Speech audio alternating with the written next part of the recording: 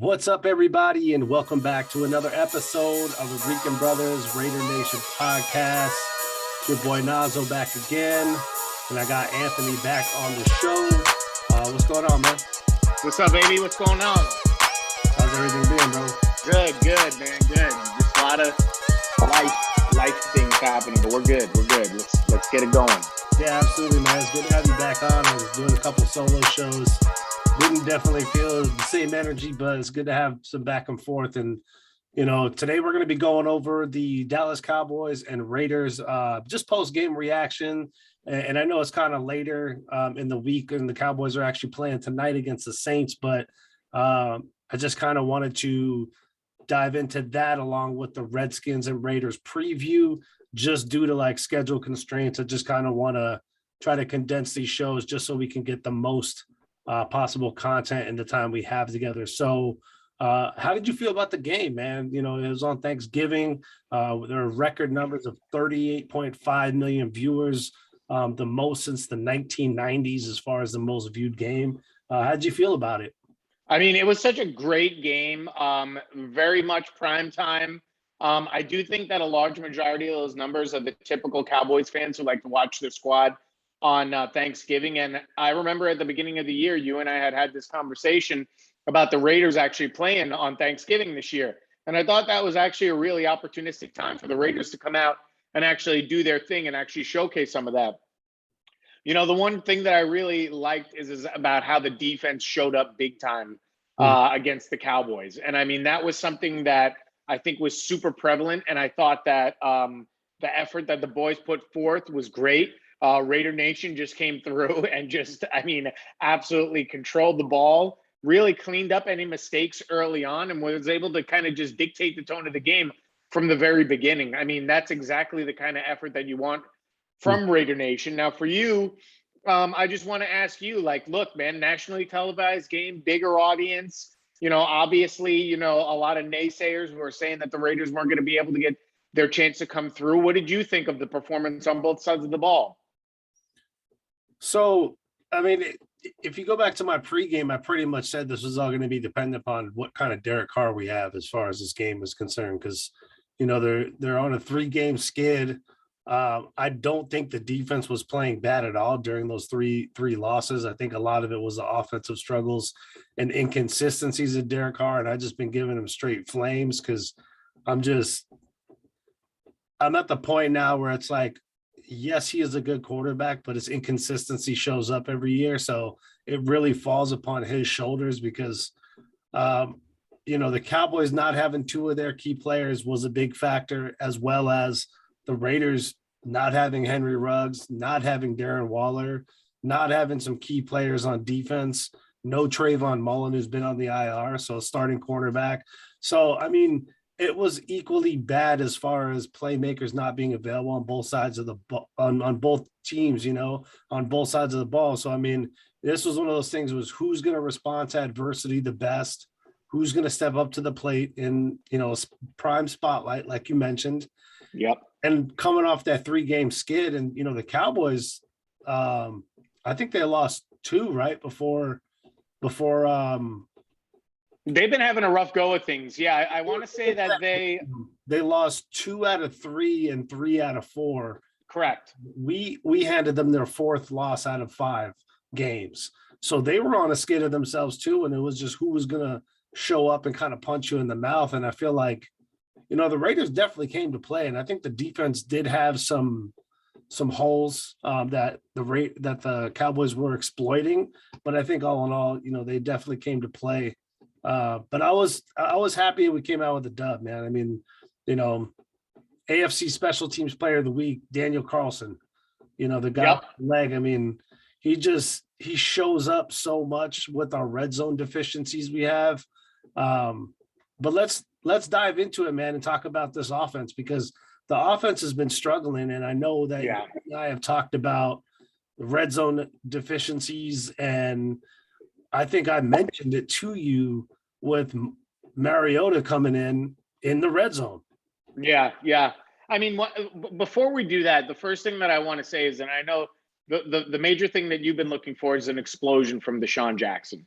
Yeah. And I think that's the biggest thing is that Deshaun showed up right away. That was a tone setter from early on in the game to let them know that this is not a guy that you can sleep on, right?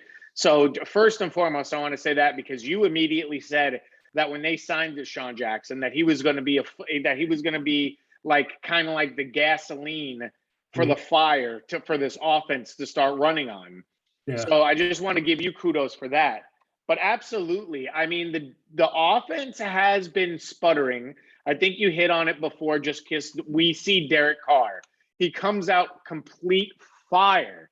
I mean, unbelievable the first half of the season. And he has this genuine, care for the team that he like loves them so much. He wants to go forward. He wants to put his best efforts in, but then the performance doesn't show through in his actions. Yeah. We've talked about it over and over again with Mariota getting the opportunities in the red zone because of the fact that absolutely you've hit it on numerous weeks where you've said Derek Carr just does not have it in the red zone. At this point in time, you're fighting week after week for a playoff spot right now. You are in the thick of it at this moment right now. Week to week, you have to put forward the effort. You have nothing to lose by giving Mariota those opportunities. And he had the quarterback sneak for the touchdown. You know what I mean? And that's something that you have to pay attention to because he is definitely a threat to run with the ball. I think like 90% of the time that the dude's been in the red zone, he's kept the ball on a keeper, right? Unleash the playbook on him. Give him some plays to throw. This dude was a starting quarterback with Tennessee very early on in his career where they had success. He has the tangibles to be a starting quarterback. Give him the keys and allow him to perform in the red zone. Worst case scenario, you don't convert. You're doing the same thing that you're doing with Carr. Best case scenario, he gets more playing time. And if Carr continues to decline, now you have a solidified backup who you can lean on if you are starting to slip on that grasp in the division and to get into the playoffs, that he could come through and he can go and put an effort in. I mean, they have nothing to lose. And this is an opportunity where they have to capitalize on it. Any more mistakes, they will find themselves on the outs of the playoffs. And that is unlikely to spell anything of any positive vibe for Derek Carr in the offseason. Yeah. And I was talking about this. I forget who it was. It was one of the guys who I was talking to about it on Facebook. And we were talking, it's somewhere between like 3 and 4% as far as like Carr's touchdown percentage or something. And it's just like, dude, it's terrible. It's absolutely terrible. And I'm trying to find it right now, but so Derek Carr's completion percentage inside the red zone is literally 53%. I mean, if that doesn't kind of tell you everything that, is happening, I don't really know what to say. But I'm sorry, I'm just kind of looking through right here. Give me just 1 second. How do you feel about Marcus Mariota being 100% in the red zone as far as his opportunities? So my thing is that I'd like to mix it up a little bit. And this is the reason why I want to mix it up, right? Is because if you give Mariota the ball the majority of the time and you keep him in there 100% of the time, you're limiting the what ifs for the offense. This offense has the ability to really get tricky with things. They have the ability to run a lot of different play fronts. They have the ability to kind of throw people off their game and really keep them guessing. That's really what I'd like for them to do. I think that if you sometimes keep a set where you have both Carr and Mariota in there, it could really do a lot of things. Have a play. Look, the Giants use Daniel Jones as a receiver, right? We've seen Tom Brady go in to try and catch a touchdown pass in the end zone. I mean, if Brady can do it, and this dude's 43 years old, you can't tell me that Derek Carr can't do it. Yeah. Give a lot of different fronts.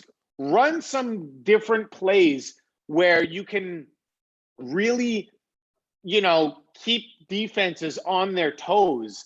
I do like the idea of keeping him in there for the red zone, but I'm not also, I guess what I'm saying is that don't necessarily pull Derek Carr out of there. Keep the defense on their toes. Listen, if you want to win, you got to do what's best for the team. It's not the Las Vegas Cars. It's the Las Yeah. Vegas. So No, you're right. You're right. Talking about touchdown percentage, right? So you have Jameis Winston leading the league in 8.7%, Matthew Stafford second, Tom Brady, Kyler Murray, Joe Burrow, Aaron Rodgers, Josh Allen, Dak Prescott, right? That kind of gives you the first 8. Kirk Cousins is 9, Patrick Mahomes is 10. You know where Derek Carr is on that list? What do we got? 22nd. Wow.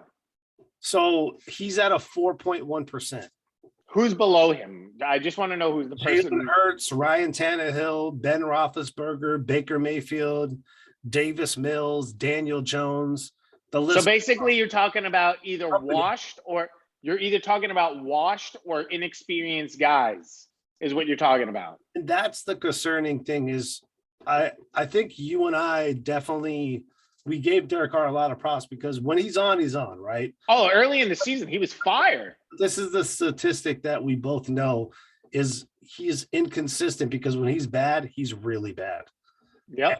I pointed this out, on another one of the episodes.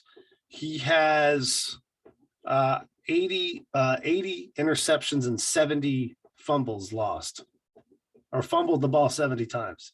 And they're like, oh, well, what does that mean? That's in 8 years. Okay. He's averaging 10 interceptions a year, bro. 10 interceptions a year and 9 fumbles a year almost. It's like ball security, man. That's not a winning quarterback, especially one who's going to get you into the playoffs. Now, I know some of those were in his younger years, but I mean, the last 3 years, what have we seen? We've seen the inconsistency where it drops off in the second half of the year. And I'm not saying he's a bad quarterback by any means. I'm saying the difference between where he's at now and reaching that greatness level, it's the consistency because like you're in the military with great leadership, you have to display great qualities. And one of the great qualities is consistency in your discipline and the way that you execute. His discipline and execution is up and down as far as what he puts out onto the field in the second half of the season. The first half of the season, he's amazing. Okay. Let me ask you a question that just entered into my mind, and I want to see where your mind's at on this because it goes hand in hand with the statement that you just made. Mm-hmm. Let's say Derek Carr doesn't come back to the Raiders next year, and he goes to a team like the New Orleans Saints. Mm-hmm. What kind of performance do you think he puts up? The same or better? I don't think he does as good in the NFC. You don't think he does? So do you think his I think what do you think the disconnect for him is for his inability to execute? What is it he's missing? Well, it's not that he's missing anything. It's just his inconsistency. Like sometimes his field vision is just the best thing that I've seen. And then sometimes his field vision is absolutely terrible. And I don't know if it's because he gets happy feet or he gets rattled or he calls the wrong audibles at the line. But sometimes he literally calls plays into what the defense is tricking him into. They'll bring people, they'll fake like they're going to stunt, and they'll go back and drop into coverage, and then that's it. He throws the ball away because he can't complete the pass. So I think that has affected him as well as under pressure. He's it's so weird because at moments I'm like, damn, Derek Carr is really aggressive, And then sometimes. So what do you? What was your feedback though on his performance during the Cowboys game on Thanksgiving? What would you say? He was aggressive. He was rushing the ball. Like he had actual awareness of the field. He was finding people. He was picking on DBs who he saw weakness in. That's the Derek Carr you see when he's amazing. Now, the Derek Carr you don't see when he's not well is the Derek Carr we saw in the Giants game when the defense had him in the whole game. One score, one score. What does he do? 2 turnovers on interceptions and 1 fumble. He single-handedly lost that game. The Bengals game, same thing. He had two turnovers, catastrophic turnovers. The Chiefs game, same thing, turnovers. So it's like it's like a bipolar Derek Carr. Okay. Sometimes you get the calm, collective, disciplined, like I'm right and laser focused. And then sometimes you get the Derek Carr who's off his medication, who really can't think well. He's not focused. His field vision isn't there, and he can't seem to find his groove. So again, I'm not saying he's a bad quarterback. I'm just saying the inconsistency, it rises and falls with him. So when we give him the credit, he needs to also take the fall, because a lot of it is on the offensive side of the ball. One thing that you've seen, the Giants game, how many points did they score? 17, right? Yep. The Bengals game, how many points did they score? 16. Yeah. City game, 16. So, I mean, that lays on the offensive side. Now, you're talking about how many points have been given up on the defense. The defense has had to play defense in the Raiders' territory a lot of those games because of those turnovers, and that falls back on Derek Carr, which is, again, the leader of the team. You sink and rise with the leader. So that's why I give him so much shit, as far as like what happens. It's not that I hate Derek Carr. It's just I hate his inconsistency. That's my biggest beef.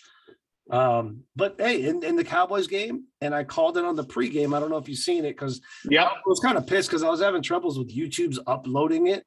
I saw that it was uploaded, I think, late Saturday, early Sunday morning.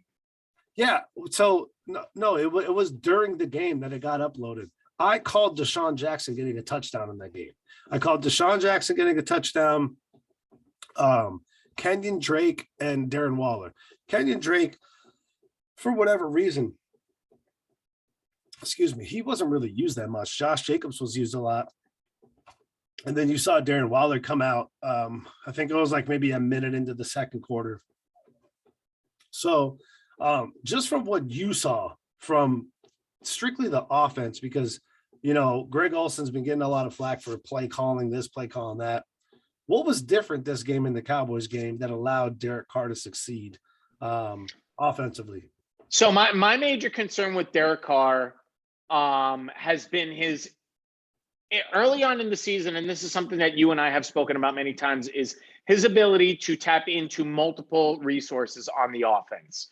I feel like the last few weeks, the reason why they lost 3 in a row was basically because he's going and looking for specific individuals and not spreading the love to other people. You need to get other people involved in the offense. Hence why I brought up Deshaun Jackson early on in the game. Yeah. Okay. Now, I'm not saying that because Deshaun Jackson, when we played the Chiefs and when we played the Bengals, had a couple of big drops that could have really contributed to him getting going in the game. Okay. My major was targeted, bro. That's the sad. What's that? He wasn't even targeted in the Bengals game, if you could believe. Well, what I'm saying is that he never actually gets going. Yeah. In the Cowboys game, he allowed him to get going. He peppered the ball all over the place. That is something you need and has proven successful for you in the early on when we started out hot. Okay.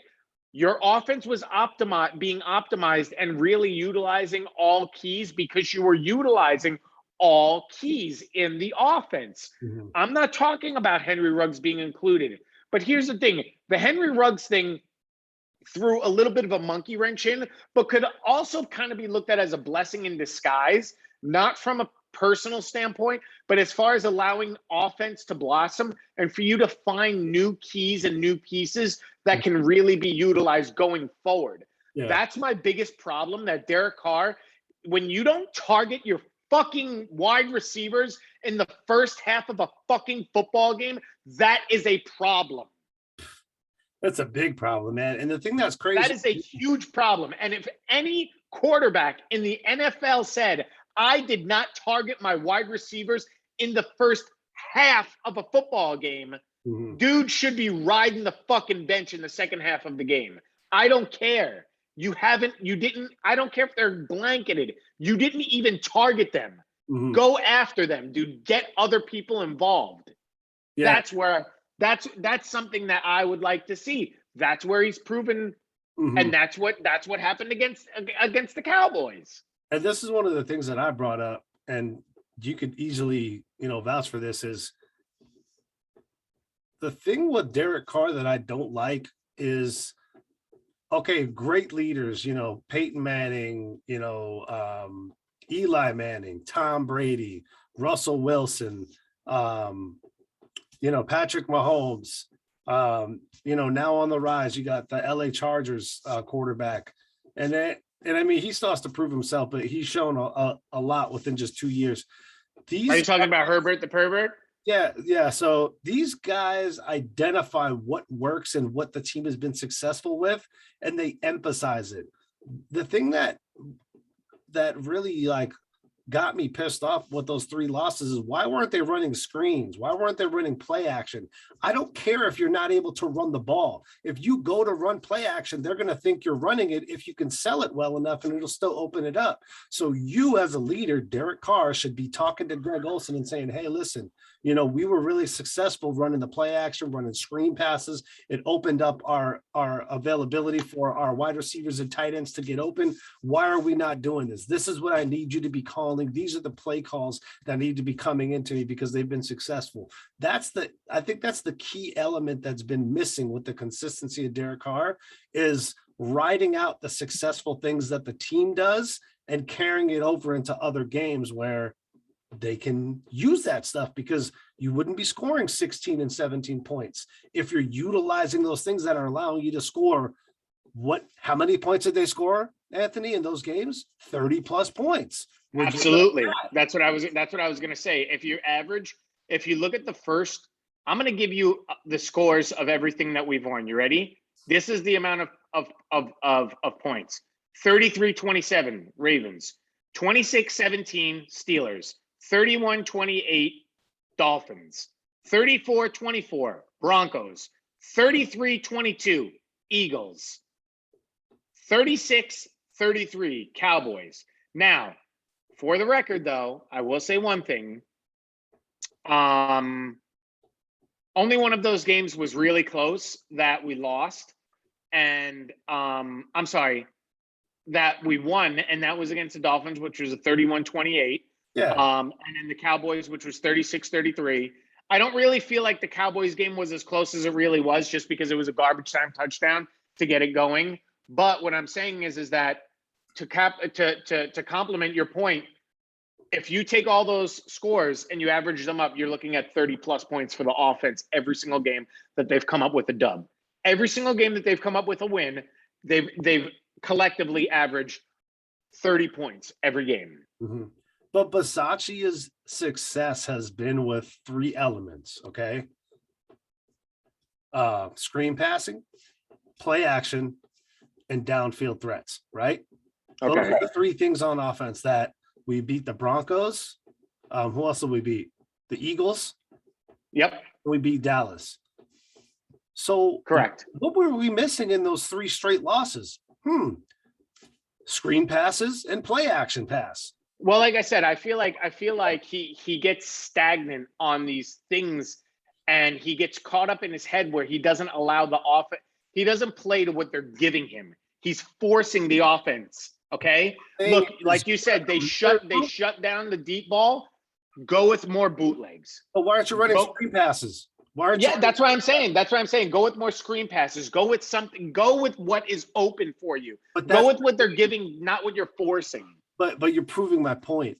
Derek Carr's inability to say, hey, listen, this is what has worked for us, guys. Why aren't we doing this right now? Our play calling is not lining up with our previous success. So that's the thing that I have that comes back to the inconsistency. Like, why can this be recognized just watching the games, but yet it can't be done on the field? That's something that Derek Carr needs to solidify, because that causes his inconsistencies. Yeah. And I mean, as far as the game is concerned, I'll tell you this. We had 509 total yards to their 437. Granted, this is an overtime game. We had 143 rushing yards, 366 passing yards, and 28 first downs. Time of possession was 39 minutes. So Okay. those are very dominant numbers. And again, Raiders right now are ranked 6th in offense. Okay. We're ranked Okay. first in defense because that last game kind of ran it up. The last 2 games, actually the last 3 games, really pushed us down from 16th overall to 21st. So we dropped 5 spots within the last 3 games on defense. But this is the thing is, as you get later into the season, there needs to be more consistency and solidify your game planning as time goes on. And what I'm saying is, if you look at all the great quarterbacks who have success, they're very much involved in the continued success and sticking to what is successful and play to their strengths. I don't think Derek Carr is there yet mentally, even though he has evolved, as far as being able to step up and be like, Coach Olsen, this is what has been successful. This is what we've done. Why are we not doing this? We're obviously not having the success that we've had in the past. So how can we do this so we can get that same success, since we're not running X type plays or Y type plays? And that's the biggest thing. And listen, we won. I was really happy. And I even said, it's going to be dependent upon Derek Carr. And again, Hunter Renfrow. How did you feel about his performance in this game? Renfrow was clutch on Thanksgiving Day. Yeah. I think Hunter Renfrow had a coming out party on Thanksgiving Day that a lot of people who don't necessarily follow the offense of the Oakland Raiders / Las Vegas Raiders, they don't know about third and Renfrow. And this dude put a show on, because when they needed yards and they needed offense to get generated, Renfrow was the man. Okay. You're used to, Darren Waller, you're used to him. You're used to Josh Jacobs coming in. You're not, if you don't watch Raider football, you're not used to Hunter Renfrow being unreliable. But the people who watch week in and week out know the value this dude brings to the squad. And on Thanksgiving, he put everyone on notice that he is a very key piece to the offense performing at its highest level. But the argument still is the Raiders don't have any wide receivers, though. Oh, get lost, man. I mean, come on. I mean, because they don't have the big name. They don't have the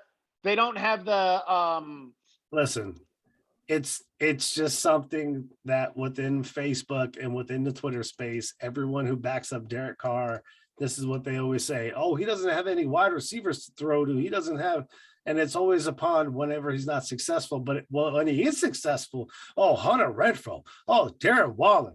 And it's just like, man, like even the people who back Carr remain the same. They're inconsistent, bro. So that's what I'm saying. Like, Hunter Renfrow had 8 targets, 7 catches, 134 yards. He had a huge 54-yard reception. The dude balled out. I mean, he is the most reliable target on that offense. And I was really happy that Deshaun Jackson had over 100 yards. So yeah, Hunter Renfrow and Deshaun Jackson over 100 yards. Deshaun Jackson had 3 receptions for 102 yards. And listen, man, the fact that Derek Carr scrambled and got that first down and showed how fast he is, that even more pissed me off. Is it's like, why aren't you doing that more? You have the ability to do that. Just slide. You know what I'm saying? And if you get hit, get the penalty. Like, he's a tough dude, but I feel like his previous injuries have scared him into not going full force on some of these plays. And it's like, if he just lets things go and doesn't tense up, I think Derek Carr can take that leap even further, because Kurt Warner, I was watching something on YouTube, and Kurt Warner is pointing out some great things that Derek Carr does, but it's just the inconsistency that really holds him back, and that hesitancy that he has. So how did you feel about Josh Jacobs in this game? Because Josh Jacobs, he looked like he was healthy, and you know what's crazy is he had 87 yards.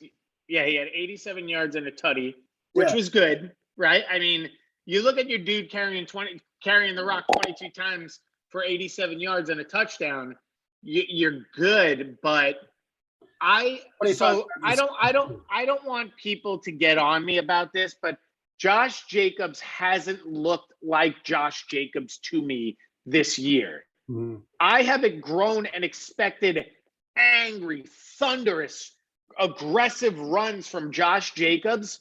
Mm-hmm. And I think it's because of that injury he had early on, getting back in and then having to sit out, coming back in, splitting a little bit of time with Kenyon Drake, trying to experiment. It's just like he's a good back.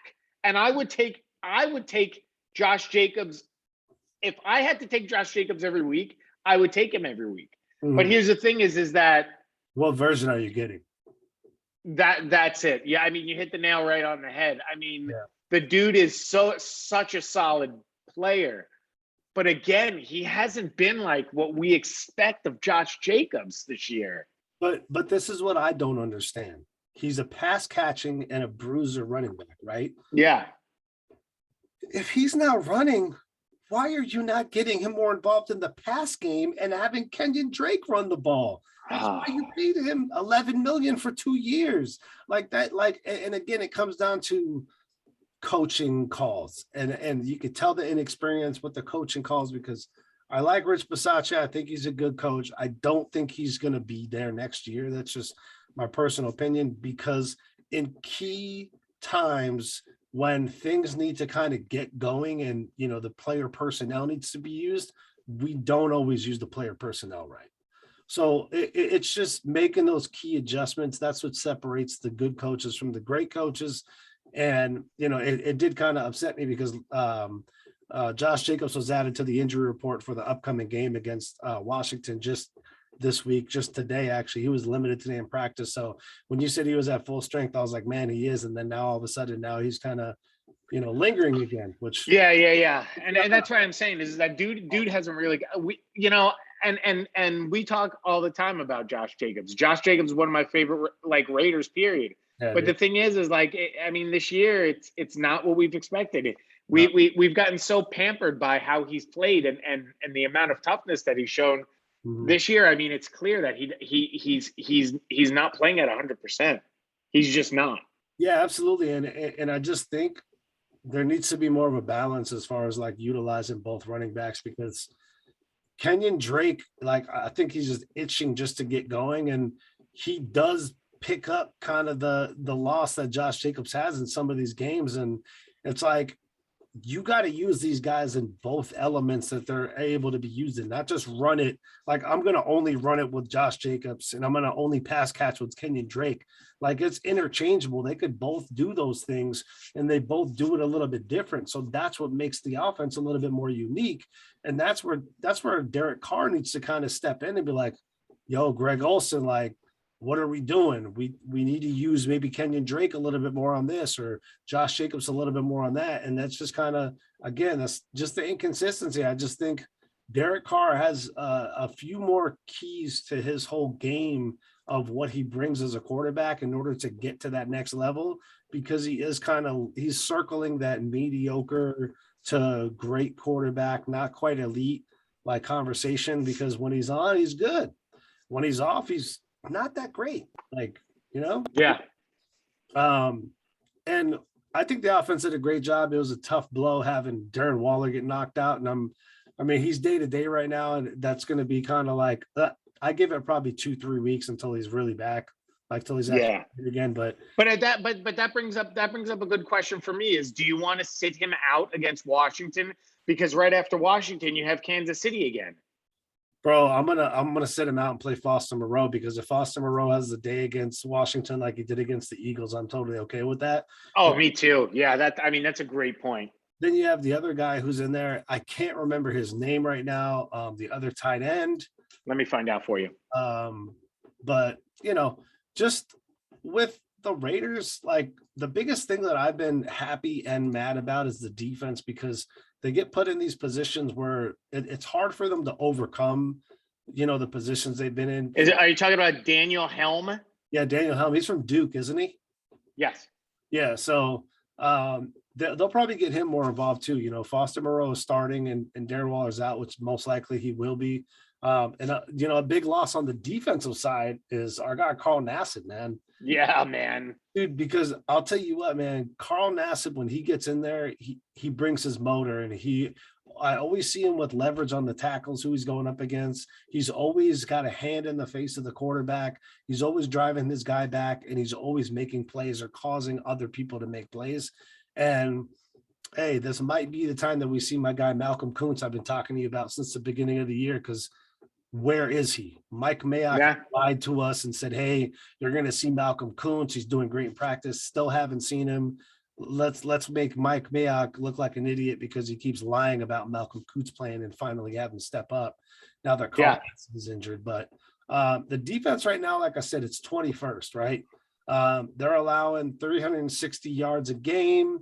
And, the biggest thing is 234 passing yards. And we're looking at, let's see here, 125 rushing yards and 26 points per game, which, if we're just going on points per game, it's the third most points allowed per game. But the Chargers are right behind them with 26.6. So, I mean, it's not great, but a lot of those games that kind of elevated that point, differential is just garbage time and just offensive turnovers that allowed easy scores where they have a 20-yard or 30-yard field in front of them and, they're scoring. So I'm not saying that they've been great, but they've been on the field more than they have to. The Rams defense that's really tooted highly is only 3 points behind us per game, less. Yeah, I mean, the thing that's got the Rams out of trouble is that the offense has stepped up ideally when the defense has faltered, which has gotten them out of trouble. Now, that's what unfortunately, that's not something that we can say because the offense has been a giant question mark week to week for us. So let's say that the defense falters, okay? Because I don't personally think that the defense has really showed much weakness except for when we're getting out of the gates normally to start the game. And I've had that conversation with you many times before. I feel like the defense always performs at a nice elite level, a top 10 level defense. I think the reason why we suffer so badly is because the offense fails to get going and you're just running them out on the field over and over again. And I don't care if you have a fucking Pro Bowl defense, that's not gonna happen if the offense continues to keep running you out. Because number one, you're gonna get run down, you're gonna lose energy, and you're gonna continue to get beat. They're gonna exploit what scheme you're running, and literally the guys just sit up in the box and look at who's getting beat, and that's what gets taken advantage of, and who's vulnerable. I mean, exactly. So that's why I say, I mean, when we speak about the Rams in comparison to the Raiders, that goes back to the discussion that we had about 10 minutes ago about Derek Carr, his lack of performance, lack of getting, the key role players in, especially like you just touched on, if Darren Waller's sitting out, God forbid Josh Jacobs can't go this week. Who the fuck are you going to throw in the offense?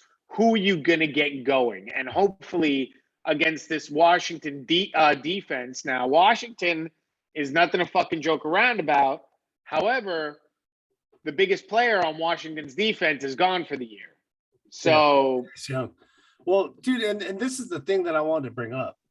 We have 12 giveaways on offense. We have 12 takeaways on defense. Okay. So you can't tell me the defense is not doing their job. The offense has given away a lot of stuff. So, I mean, you got to hold them equally accountable because you can't be like, oh, yeah, the offense, they're all. No, well, what about the defense? Because if you're giving the ball away 12 times and they're in key games that you're only 3 to 6, maybe even 9 points away, that's a big swing in the game. So the one thing I did want to tell you is my man, Yannick Ngakoue, has had 1 sack in the last 4 out of the last 5 games. I called for him having a sack this last game, him and Max Crosby. Crosby didn't get there. I'm so pissed off because I really want him just to get there. But and then I also called for Hobbs or Trayvon Merrick to get a pick. That didn't happen. But it's funny because I don't know. I wanted to bring this up to you. about how, kind of Twitter and social media fan bases have been hollering at people about how Myles Garrett is continuously getting abused when he's coming off the edge and he's trying to and he's basically getting penalized. I mean, offensive linemen are basically fucking just playing absolute dirty with the holds and whatnot on Myles Garrett. And I wanted to make that comparison to you with Max Crosby, because I feel like Mad Max has been fucking just, I mean, the refs just keep their fucking hankies in their pockets when it comes to abusing this dude. And as a result of that, Yannick's been able to eat. But I mean, come on, man. Like, when is enough going to be enough for them to finally pay attention to Max? Because Max is putting together easily one of the top 5 defensive performances of the year. Mm-hmm. With whatever everybody else is immediately going to go to Diggs, who I think, again, he had his 9th pick tonight. But I mean, they're gonna say him for defensive player of the year. But I mean, you can't. I mean, Max Crosby cannot not be in the discussion. Yeah, I mean, let's see here. Max Crosby has 5 sacks, and Yannick Ngakoue have 8 sacks on the year. Yeah. Now, this is the thing, though, is, 1 second here, real quick. So the pressures, though, you have Max and Yannick as 1 and 2, so they're getting pressure on the quarterback.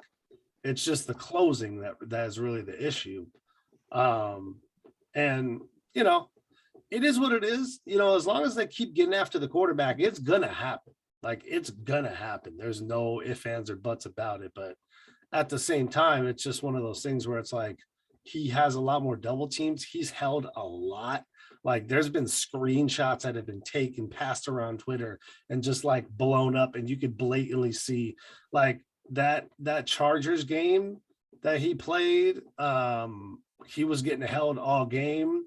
I mean, it was just, that was like the start of it. And then there were multiple times, even against Kansas City, he was getting held a lot. And yeah, where Patrick Mahomes has a quick release and they were getting the ball out, they're not going to sit back there and allow that to happen. That's where Gus Bradley needs to step up and start utilizing some more blitz packages. I know he doesn't blitz a lot, but it's like, bro, you got to create some pressure to help your defense out, because you have playmakers on there, with Trayvon Merrick in the back, Nate Hobbs playing slot corner, and then you have Casey Hayward playing DB. Faison's been getting burnt, and so is Jonathan Abram. Like, they've had some of their worst games in the last 2 games, outside of the Cowboys game, as far as giving up, great passer ratings, big yards, a lot of completions, and just getting scored on. So those are things that maybe you use Abram in on some blitzing, because he's a great blitzer, right? He's fast. He's a hard hitter. He's athletic. He can knock the ball down. And, thank God Trayvon Mullen, we're blessed that he's back at practice and he's designated for activation now. So now you have Trayvon Mullen and Casey Hayward is going to be back for this Washington game, possibly. I don't know if Mullen's going to be back, but moving forward, that's good, because if we have him back for the Chiefs, Trayvon Mullen, that's great.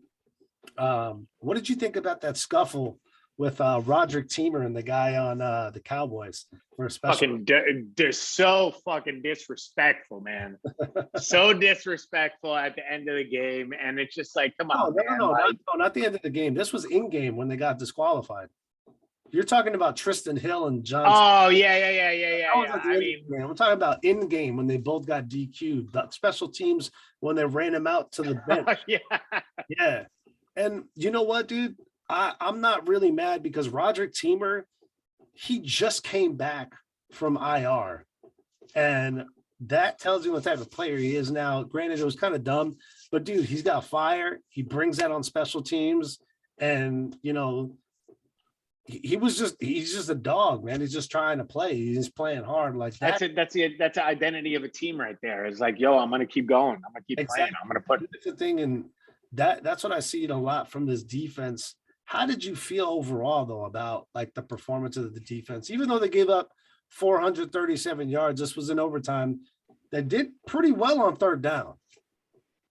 I felt like they pretty much neutralized the attack for 3 quarters, right? And I think they needed a little bit more coming into the game. But again, that's where the offense failed to hold on to the ball a little longer than really, I think, ideally should have been. 7 punts, and 7 punts, and 3 for 13 on third down. Cowboys. Well, no. I'm talking about at the end of the game that allowed the Cowboys to come back. That's why I said for 3 quarters. I'm saying though, defensively, we had the Cowboys punt 7 times, and granted, we only had 1 sack.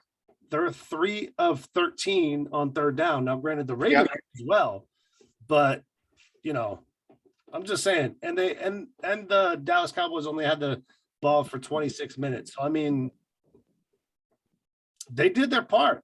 They did enough for us to win and put the Raiders in position to win. Now, again, going back to the offensive struggles, the red zone inefficiencies. How many field goals did Daniel Carlson have? Just humor me. Pull that up real quick. Got it. I know Mariota had a touchdown running, right? I know Deshaun Jackson had a touchdown catching the ball, and Josh Jacobs had a touchdown, right? So if you have 21 points off of 3 guys scoring, we have 36 points, right? That is 15 points off of field goals, right? So how many field goals was that? 5 field goals, right? Yeah, Carlson was 5 for 5. He had 3 extra points, and he basically, his longest field goal that he had was a 56-yarder. I mean, do I need to say more? So the game shouldn't have been that close. No, and again, like I said, I don't want to take away from the defense. The defense got beat in the 4th quarter, and that's what I was trying to say. Is that unfortunately, right? What's that? Dallas scored 2 touchdowns in the 4th quarter. Correct. And that's why I said the game was not as close as it really played out. The game went to overtime, but the game was not as close. If you watch from beginning to end, the defense pretty much set the tone from the beginning of the game until the 3rd quarter. Now, in the 4th quarter, the offense failed to capitalize on quite a few plays, which again turned the ball over to the defense that was not fully recuperated yet, which in turn allowed Dallas to go ahead and come back and stage that comeback to tie the game. Mm-hmm. Now, once that game was tied and it went to overtime, right away, we go ahead and you're playing back and forth, and your man Daniel Carlson, again, the special teams player of the week, wins the fucking game for you as putting up 18 total fucking points for the week. 15 on field goals, and the extra 3 were up to 3 touchdowns. Oh, yeah. Okay, cool. I was like 18. Okay. Yeah. But again, man, I think Derek Carr had a good game. He could have had a better game if he closed on those red zone opportunities, because Daniel Carlson, again, I'm very thankful for him. I think him and AJ Cole are the best dynamic duo we've had since Shane Leckler and Seabass. Those guys, Shane Leckler was always one of the highest punters, and Janikowski was one of the best kickers in the league whenever they were that dynamic duo. So, just to wrap up the Cowboys, because I want to move on to the Washington football team preview. Would you agree, because I pointed this out, that the Raiders live and die with Derek Carr's performance? Yeah. Okay. So is it unfair that when he wins, we do give him the praise, but when we lose, the offense is the one, the way that the offense is being ran, it makes these conversations have to happen, because you're not putting the ball in anyone else's hands. That's it. Give him praise when we win and then make excuses when we lose. That's all I'm going to say. Because if you're going to assume that leadership role and be the quarterback, and you're going to step up there, you're going to say, like always, oh, you can put it all on me, because that's always what he does. You have to call out the inefficiencies that happen. So all around great game by the Raiders. I didn't mean to just kind of rant on both sides of the ball. We just kind of called out key players and kind of stuff that was going on.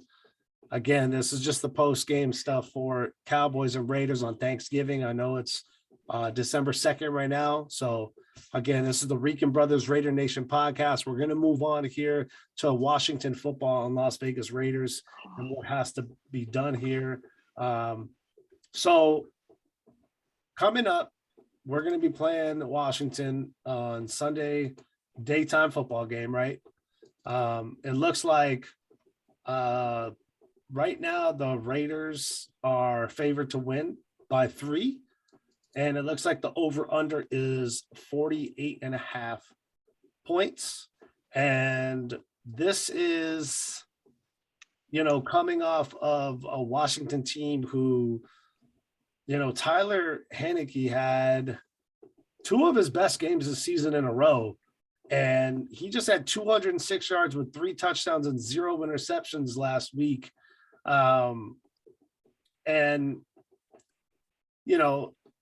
He's been killing it, bro. He definitely has been. And like you said, Chase Young isn't playing for the rest of the year. Their best defensive end, one of the top premier rushers in the league, just due to the torn ACL. The big thing for me is, Washington is only allowing the 4th least rushing yards per game, which is 92. And that's where the Raiders struggle a little bit. So I just want to get your score predictions first, and then we can kind of dive in on both sides of the ball once I hit this injury report up, once these predictions get through. This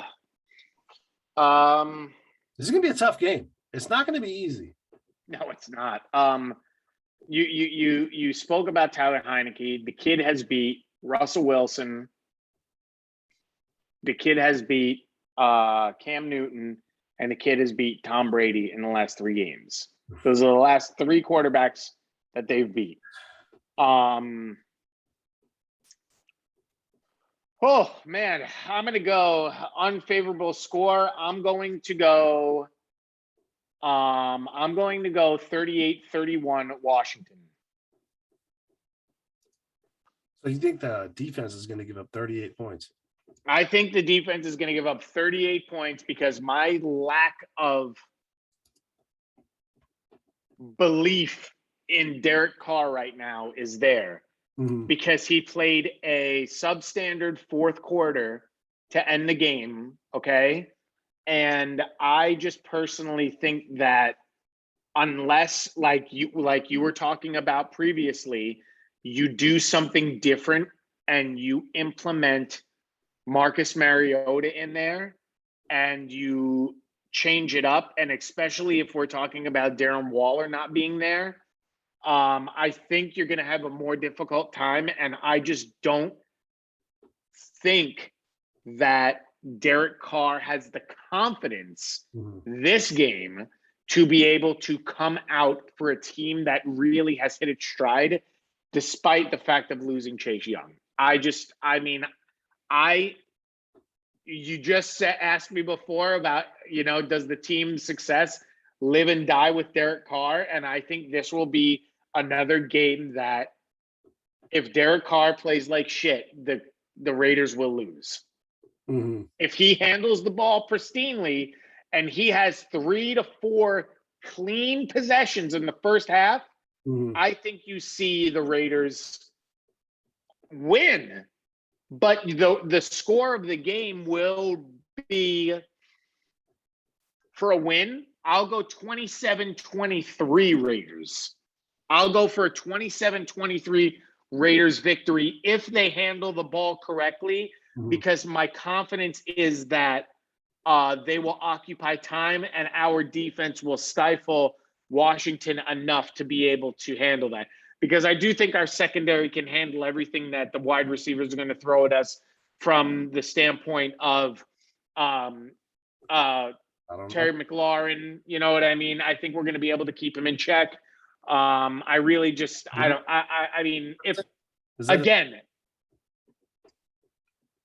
is Antonio Gibson the running back? Yeah, but he got hurt last game.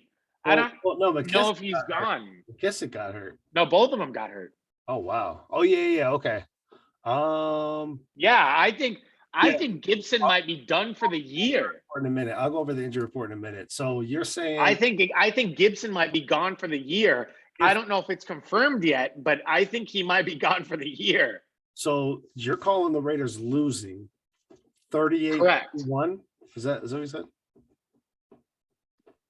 38-30? I think I said 38-31, yeah. And and the reason why I said is not because I think that Washington's going to outplay us. I think my confidence is not high on Derek Carr right now. That's it. But if they win the Raiders, it's 29. 27-23. Okay. Because what I was going to say is I think the Raiders will actually win this. The reason why is a couple things. So I don't know if you've seen the coin flip going around right now with the Raiders, how this guy has made this thing with coin flip where he's flipped a coin for every game of the Raiders. They end up being 10-6. They're predicted to win this game. He did the coin flip? He's at 100% right now, which is crazy. So wait, did the coin flip go in favor of the Raiders this week? This week they did. But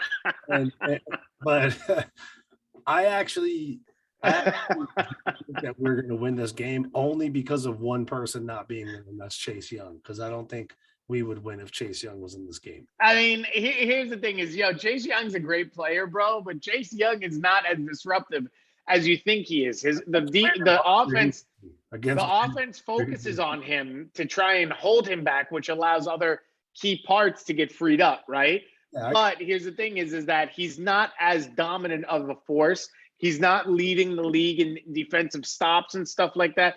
He's not doing anything incredibly successful. He's having a great year, but all I'm saying is that he's not among the league leaders. Well, he wasn't when he was playing, I guess. But no. Yeah. And that's what I'm saying is he's out. So the focus goes away. You're absolutely right. But I think just with Brandon Parker, I think he would have feasted on us. But that's besides the point. So I think that the Raiders will win, but I think it's going to be close. I think they're going to cover the spread, and I think it's going to be 29-24 Raiders. And I think they're going to pull off the victory, and I think they're going to follow the coin flip on this one, and the guy stays 100% so far on the year. Now, let me go over this injury report. So this is a big list now for the Redskins. On Thursday, the participation, we have Landon Collins didn't practice. Eric Flowers didn't practice. McKissick didn't practice. Wes Schweitzer, the guard, didn't practice. Benjamin St. Juste didn't practice. Antonio Gibson, limited. Tyler Larson, their center, limited. Curtis Samuel, limited. Brandon Scherf, limited. Ricky Seals-Jones, limited. And Logan Thomas, limited. So you have almost, 1, 2, 3, 4, 5, 6, 7, 8 offensive players not playing, or either not playing or limited in practice on Thursday, which is not a good sign. And you have Landon Collins, who's actually been coming alive these last couple games, along with who's the other cat? St. Juste, who's in the rotation because for the cornerbacks, because he got a concussion. So okay, I'm not sure if he'll be ready. But again, we got Deshaun Jackson who didn't practice, Nassib, Patrick Onwuzurike for the Raiders. Waller's still not practicing. Josh Jacobs got added to the injury report late. Kwiatkowski was limited because he's coming back along with. Yeah, that's the one. That's the one that really I was bummed me out was Kwiatkowski. Well, Kwiatkowski's coming back. It's just he's limited because they're still ramping him up because he's been out. Yeah, that's I think 3 games. But I mean, good thing is we got Zay Jones, Markel Lee, John Simpsons, Hankins, Faison. They're all full participants. But you'll see Deshaun Jackson come back. You'll see Josh Jacobs, Kwiatkowski, and Keyshawn Nixon. I think you'll see back. Carl Nassib and Darren Waller are very big question marks. Most likely they probably won't. And Patrick Onwuzurike, you'll probably see him come back, possibly elevate somebody from the practice squad. But that's the injury report for both the Washington football team and Las Vegas Raiders. What is it that this offense needs to do in order to be successful against this Washington football team that's coming into Vegas? Not turn the ball over. Derek Carr, keep the fucking ball, take care of it like it's your fucking children, man. God damn, dude. Stop fucking turning the ball over. Quit trying to do too much. Include other people in the offense. Mm-hmm. Like you said, so a big thing is don't go for the home run ball, okay? I know if you want, you can with Deshaun Jackson. Look at how he made that move for that touchdown. It wasn't a huge downfield fucking pass. You allowed him to make the move and you allowed him to turn it into a touchdown. Don't try and do too much. That's it. Stick to a game plan. Take what the defense is giving you and allow your offensive weapons to make the moves for you. That's it. Very simple. I think if you can do that and you don't overcomplicate things, the Raiders can come away with a victory. You allow the defense to have their time off the field. You allow them to recuperate. You allow them to play with better energy level throughout the game. Therefore, you're able to hold down the dub. That simple. That's what I look for. And that's why I said my faith is not in him, because he just tries to do too much. I don't know if he's just, I don't know what's going on in his mind. He's trying to be the wet bandits. Yeah.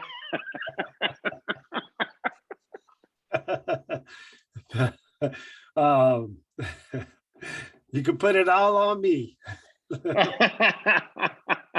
Oh man. No, I agree with you. And I think the big thing is use your screen passes, use your play action. We need to get Deshaun Jackson involved, but we need to allow it to evolve. Because like you said, if you're just going to force the ball downfield, they're just going to game plan for that. And they're going to run two safeties deep. And then you're just not going to get anything. And then you're going to get frustrated. You're going to get the 2nd and 10. Then you're going to get the 3rd and 8. And then they know you're going to pass. So it's like, take what they give you, but establish some variety on the play calling. Because remember me and you were saying the predictability with like, okay, I'm running on 1st down, I'm running on 2nd down, passing on 3rd down, right? If you pass on 1st down, pass on 2nd down, get a 1st down, now you run on 1st down. That's a lot different than you doing pass, and then run, right? Because the down and distance is it's situational football, but you're essentially still running the same game plan, but you're just utilizing your play calling to your benefit. Because it's okay, yeah, they got a 1st down, yeah, whatever. It's kind of a crapshoot. The thing is I think Derek Carr just needs to focus on just moving the 1st down markers, not moving the ball downfield necessarily, just getting 1st down so he can reset. Because one thing I noticed with Derek Carr is when he resets, he actually makes a lot better plays rather than these forcible situations where it's like, oh, this is 3rd and 6. Oh, here's a dump off pass to Josh Jacobs 2 yards down the field, and I'm going to force him to make a 4-yard, run with it. And it's like, there's 2 guys that are just waiting just to body slam him. So it's just one of those things, man, where, like you said, Derek Carr needs to play great situational football, and he needs to just have good field vision and take what the defense gives him. And once he does, it'll open up those deep passes for Deshaun Jackson. It'll open up more screen passes for Josh Jacobs and Kenyon Drake. And I think ball security is going to be a big thing, because even though Chase Young's not going to be on this defense, they have some playmakers on that defense, especially on the front line. What do you see being impactful as far as from the run game? Because I know, like with Josh Jacobs being limited, how do you see Kenyon Drake fitting into the game plan? Yeah, I was gonna say I look for a lot of screen passes, backfield action, Kenyon Drake to get involved. That's honestly what I think a recipe for success would be. Is don't let them see that Josh Jacobs can't run. I would pound the ball with Josh Jacobs, get 3-4 yards, make it seem like it's effective. Use Kenyon Drake out of the backfield, throwing him some nice routes. Allow him to do what he does. Maybe mix it in and out. Allow him to take maybe every 3rd, 4th snap and run the ball for you. I'd really like to see Kenyon Drake play a heavier load. I'd like to see him get at least 20 carries this game. That would be ideal, 15 to 20, I'd say. I'd like to see him get targeted anywhere from about 6 to 8 times out of the backfield. That would be ideal. If you're running, a complete game scheme is what I'm talking about. What about And then screens? Because I feel like we don't use those enough, but they seem so for me, I think that they're utilizing Zay Jones incorrectly. They're trying to use Zay Jones downfield as a deep threat guy. And I would like to see Zay Jones get used more in that sense. Like you said, I would like to see him. What about Hunter? You have Hunter Renfrow. But but here's the thing is, you know what to expect. You know what to expect from Hunter Renfrow, right? Mm-hmm. You know what Hunter Renfrow is going to give you. Yeah. All I'm saying is design plays for Zay Jones. And in the event Zay Jones cannot get open, you know who's going to be open. It's going to be Hunter Renfrow. Mm-hmm. Allow him the opportunity to get that. He's going to be the second option. That's what I'm saying. Wow. See if you get Zay Jones involved. See if you could have some plays developed for Zay, not deep passes, but like you said, screen passes. We need some nice in slants. Very easy, bro. Nothing difficult. Yeah, that's it. Crossing routes underneath. I think switching it up with both wide receiver screens and running back screens is really going to be helpful for this offense. Just because we do have people who can make plays. Like you said, Zay Jones can make plays with his legs. He does have good directional change. Hunter Renfrow has the best direction change on our team. So I think utilizing him in that kind of situation, it's only going to, get the offense going, and it's going to strengthen our push downfield using that. And I don't understand why we don't use it, because I still remember this play against the Houston Texans.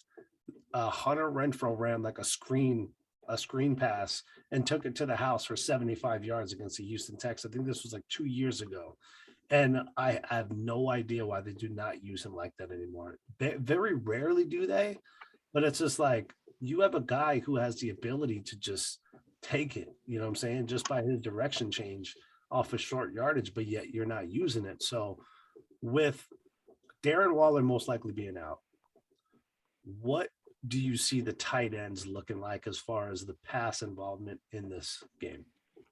I see Foster Moreau getting a touchdown. I see him catching 45 to 60 yards with a touchdown. 5 to 55 yards, is that what you're going to say? I was going to say 45 to 55, but I'll give him 60. So 45 to 60 with a touchdown. And then who's scoring in the backfield or wide receivers? I think Kenyon Drake is gonna get you a touchdown, and the other guy that I'd really, Jesus, man, Braylon Edwards. I'd love to see him get involved, but this might be the week that with that. What's that? Who did I say? Braylon Edwards or Brian Edwards? Oh, I think I did. I think I did say Braylon Edwards, but that's an old jet. We're gonna go Brian Edwards. Sorry. I really want to see Brian Edwards get involved in this game because, but they're not utilizing him, and that's what pisses me off, is that the dude's got a good makeup, man. He just doesn't fit into the chemistry of the team. I don't know what's going on. I don't know what happened. It's Derek Carr is what happened, because he's not spreading the ball enough to get somebody going, then running the hot hand. Like, I get it. Hunter Renfrow is always a consideration, right? But dude, Brian Edwards is a young receiver. He has great hands. He can make circus catches. He's a big body to get down. You need to find a way to utilize him more in this offense. And to be honest with you, bro, I'm going to go out on a limb here. I'm going to say Brian Edwards gets a touchdown this week, and I'm going to say he has 70 yards. Wow, okay. You know why? Because I don't think Foster Moreau is going to score this game. I think he gets utilized to bring the ball downfield. I don't think he's going to be a red zone target.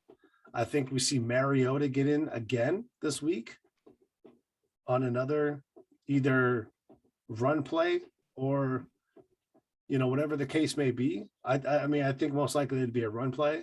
So I think Brian Edwards and him get in, and I think Kenyon Drake scores as well. So that's kind of like my prediction, just because you cannot deny Mariota being used in the red zone. The guy is just, he's too money in the red zone. He's 100%. He's been in there twice and scored twice. Like, why not continue to use him in the red zone? You'd almost be foolish. So I think this is the week Brian Edwards gets in. one touchdown, 70 yards. You have Kenyon Drake. I think Kenyon Drake gets a running touchdown, but I think he gets involved in the passing game. And I think Josh Jacobs has a decent game with 50 to 60 yards. But I think Kenyon Drake is the one who's kind of utilized more in this one, especially with the ankle lingering injury. And I think this is one of the better games that the Raiders have for the offensive line, which, just a heads up, we cut DJ Fluker from the practice squad, by the way. Mhm. Not really sure what the hell they're thinking there, but they must see something that I don't. Again, I'm not in player personnel, but the Raiders, for whatever reason, they're doing their own thing, and we still don't know what's going on with that offensive line. So, one other thing here that I wanted to mention to you, because I want to flip things over to the defensive side here, is the Raiders ended up signing a guy from the practice squad of the Cowboys. Kayvon Frazier. And he was signed to the practice squad. Not really sure what his designation is going to be. I think, is his name Tony Brown? The guy who got taken off the COVID list. I can't remember what his name was. Let me see something real quick. What do you see the Raiders defense doing here against Washington, man, with Taylor Heineke coming in? And then you said Scary Terry, Yeah, I mean, I think our secondary is going to be able to keep their wide receivers in check. I think this is going to be a big linebacker game for us, along with the defensive front. I think that, we talk about a lot about Yannick and Mad Max, controlling that push up front. I think that's going to be a solid. I think that's going to be a solid 3-sack day, mixed up between the both of them. But I really would like to see our linebackers really get involved this week. I think that's the biggest thing for me. Is I'd really like to, in order for them to walk away happy, I think Perriman's going to have a good game along with Corey Littleton. Those are the two guys I'm going to be looking at to control things. Dude, Corey Littleton's been having great games, and he didn't really show up last game. I think this is, a game where he's going to show up.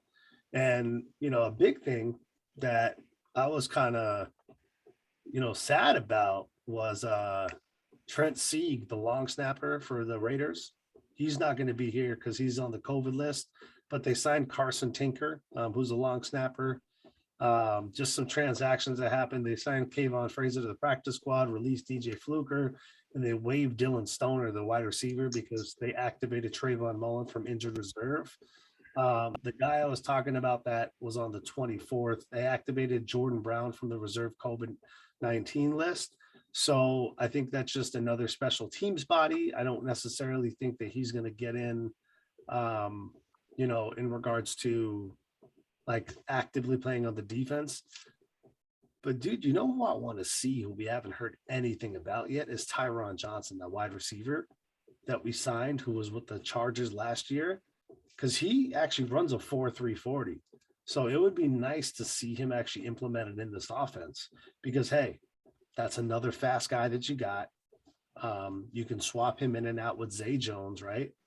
But again, we're talking about the defense. I just kind of wanted to give my thoughts on those couple things. But I think this is a game where Max Crosby, I think he gets 1.5 sacks. And I think Yannick Ngakoue gets another sack this game. I think them combined for 2.5 sacks. I think that's reasonable. And I think Denzel Perryman and Corey Littleton have a tackle for loss each. And what do you think about our secondary in this game? Because yes, their tight ends are limited in play, for their practice, but they do have two pretty good tight ends, the Washington Redskins. And I know it's been a weakness as far as our defense covering tight ends. No, I think Nate Hobbs and Jonathan Abram will handle everything that these guys throw at them. Like I said, you got to look at, your linebackers as well. I think Corey Littleton and again, Denzel Perryman are going to handle everything that you could kind of throw at them. I think, and again, play more as well. I'm sorry. I think KJ Wright needs to play more as well. I mean, KJ Wright has kind of been a little bit of a letdown for me because I've really been riding with him and I really would like to see him come through and step up. But I mean, again, Nate Hobbs and Abram have really been stepping in from both the safety and the corner position. You team them up with Littleton and Perryman, as the linebackers back there. I think that you have a pretty good, coverage area that will, for the most part, neutralize any kind of threat. And again, Casey Hayward can take pretty much anybody who's going to try and take the deep threat out of the picture. So, I really look for them to just really kind of control the middle of the field. I don't think you really have to worry about him going absolutely insane, Tyler Heineke going, way downfield. I think that if you just concentrate on taking away the middle of the field and really keeping things in front of you, that those guys are going to be able to kind of dictate the defensive tempo for you. Any turnovers in this game? Fumbles, interceptions?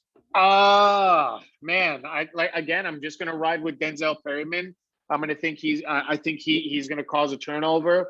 Jonathan Abrams been in on a lot of strips lately. I think he's feeling himself.